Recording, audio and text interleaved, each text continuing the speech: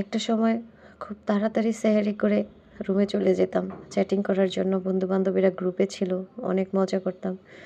ঠিকমতো আব্বুকে সময় দেই নাই যখন বাড়িতে ছিলাম।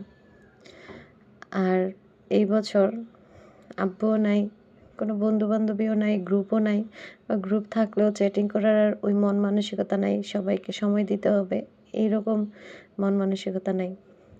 আর গত বছর বাবা ছিল, বাবা সবসময় সেহরির সময় ডেকে দিত, মোবাইলে কল দিত। আর কেউ কল দিক আর না দিক, আমার শ্বশুরের কল ঠিকই আসতো, আর ওনার কাছে থাকলে দরজা পেটায় পেটায় উঠাইত। এই বছর বাবা নেই, এই বাবাকে ছাড়া প্রথম রমজান।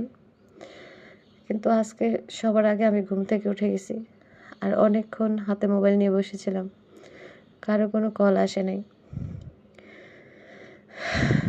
তারপর আমি মোবাইলটা স্ক্রলিং করে দেখলাম অনেকেই অনলাইনে আছে, কিন্তু কাউকে কল দেওয়ার মতো আপনও মনে হয় নাই।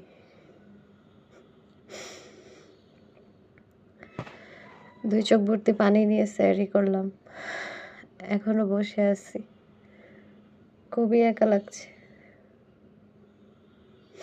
আল্লাহ সবাইকে মাফ করুক, সবাইকে সঠিক বুঝ দান করুক, আমিন।